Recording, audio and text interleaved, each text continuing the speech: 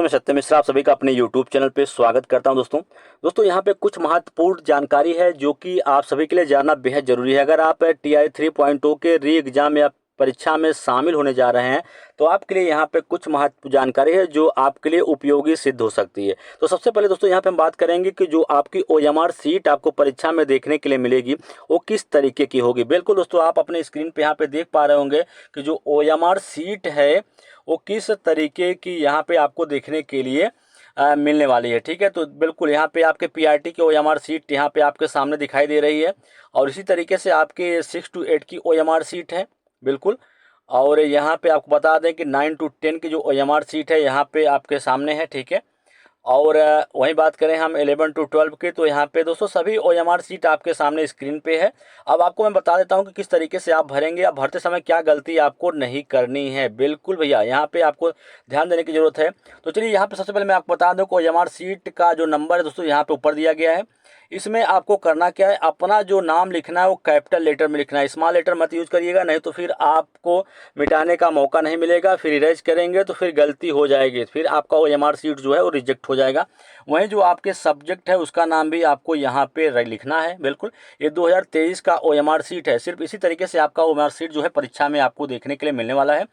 और अब आगे चलते हैं। देखिए दोस्तों, आप अभी अगर आप सीटेट परीक्षा में शामिल हुए होंगे तो आप देखे होंगे कि जो आपकी OMR सीट होती है वहाँ पे ऊपर की तरफ अनुक्रमांक जो होता है उसको आपको लिखना पड़ता है, फिर नीचे की तरफ यहाँ पे जो है वो गोला करना पड़ता है। लेकिन यहाँ पे दोस्तों सिर्फ आपको अपना एडमिट कार्ड जो है उसका इस्तेमाल करना है और उसमें से देख के आपका जो भी रोल नंबर है पहले आपको उसमें क्या करना लेना है, टिक कर लेना है। बिल्कुल टिक कर लीजिएगा, फिर आप जो है इस गोले को फिर कर लीजिए, फिर करिए। ठीक, फिर आप गोले को भरिएगा। बिल्कुल ये तरीका जो होता है सबसे बेस्ट होता है, नहीं तो आप एक ही लाइन में दो गोला कभी कभी फिल कर देते हैं और वो गलत माना जाता है और आपका OMR सीट जो है वो रिजेक्ट हो जाती है। आगे चलेंगे यहाँ पे नीचे की तरफ चलिए दोस्तों, यहाँ पे दिया गया है, आपको देख सकते हैं कि आपका जो उत्तर पुरुष का क्वेश्चन बुकलेट सीरीज है वो आपका ए है तो ए वाला गोला कर दिया गया। इसी तरीके से आपका अगर बी रहेगा तो बी गोला करना है, सी है तो सी गोला करना है। बिल्कुल दोस्तों, ए OMR सीट को लेके है अपडेट। और वहीं पे आप बात करें तो आपकी परीक्षा का दो पार्ट होगा। अगर आप PRT में शामिल हो रहे हैं, प्राथमिक शिक्षक भर्ती की परीक्षा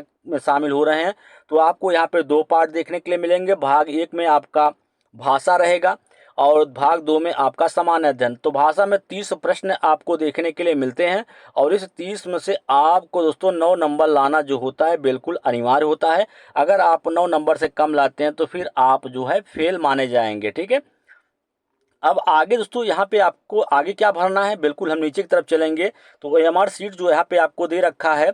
अब इसमें दोस्तों आपको भरना क्या है, जो उम्मीदवार है, जो विद्यार्थी है, उसका नाम यहाँ पे हिंदी में लिखना है और उसी का नाम यहाँ पे अंग्रेजी में लिखना है और जिनका गाइडी लगा उनका सिग्नेचर यहाँ पे करना अनिवार्य है। ठीक है दोस्तों, चलिए हम आगे की तरफ चलते हैं। अब यहाँ पे दोस्तों देख सकते हैं आप कि यहाँ पे परीक्षा केंद्र का नाम यहाँ पे लिखना है जहाँ पे आपका सेंटर पड़ा हुआ है और परीक्षा का नाम।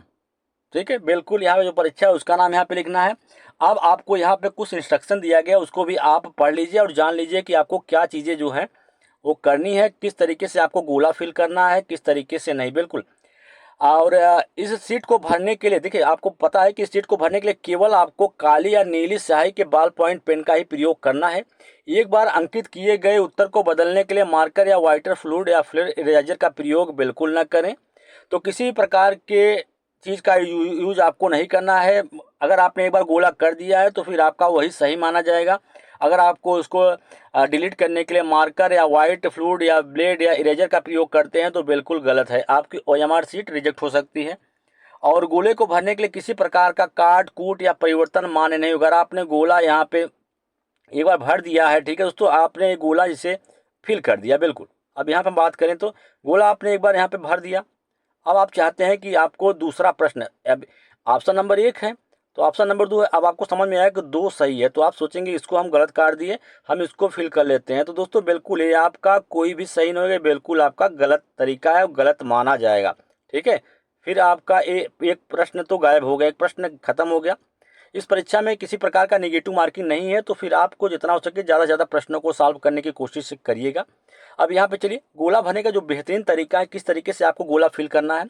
तो गोला भरने के देखिए दोस्तों, यहाँ पे गलत तरीका दिया गया है और यहाँ पे सही तरीका दिया गया है। आपको इस तरीके में अगर आप कोई भी इस्तेमाल करते हैं तो फिर आपके सभी क्या होंगे, गलत होंगे। देखिए ऐसे यहाँ पे आपने गोला भरा, यहाँ छोड़ दिया, ये तरीका गलत है। आपने गोला भरा ऐसे ही भर के, ये भी गलत है। अब आपको गोला भरने का जो तरीका होना चाहिए दोस्तों, बेस्ट तरीका है कि पूरा गोला आप ऐसा भरें, ऐसे मोटी पेन थोड़ा यूज करिएगा ताकि जो आपका गोला है पूरी तरीके से फुलफिल हो, ठीक है। तब आपका जो है ये सही तरीके से चेक होगा और जो भी प्रश्न आप करेंगे वो सही माना जाएगा। ये तरीका बेस्ट है। तो इस तरीके से आपको गोले को जो है फिल करना है। तो आपको दोस्तों परीक्षा हाल में या आपके जो गोला करने के लिए आपको यहाँ पे पेंसिल का प्रयोग जो है पूरी तरीके से वर्जित है। तो आप अगर पेंसिल का भी प्रयोग कर देते हैं तो भी फिर आप रिजेक्ट माने जाएंगे और OMR सीट जो है रिजेक्ट कर दी जाएगी, फिर आप जो है फेल माने जाएंगे। तो इन सब चीज़ों को, छोटी छोटी चीज़ें इनको आपको ध्यान रखना है। और परीक्षा केंद्र पे आपको जाने से पहले क्या चीज़ें हैं आपको जो अपने परीक्षा केंद्र पे लेके जानी है उसको भी सुन लीजिए। परीक्षा केंद्र पे आपको अपना एडमिट कार्ड जो है उसको लेके जाना है, जो आपने डाउनलोड किया है उसका एक फ़ोटो कापी भी रखना है। अगर आपका इमेज या फ़ोटो जो है अस्पष्ट है आपके एडमिट कार्ड पे, तो फिर आपको एक घोषणा पत्र है वेबसाइट पे उपलब्ध है, उसको भी आपको अपने साथ ले जाना है। और आपको एक ID प्रूफ के रूप में आपका वोटर ID या पैन कार्ड या आपके आधार कार्ड या ड्राइवरी लाइसेंस, कोई भी एक आपको अपने साथ लेके जाना है। बिल्कुल ठीक है। इसी तरीके से अन्य अपडेट के साथ मैं फिर मिलूंगा, तब तक के लिए धन्यवाद।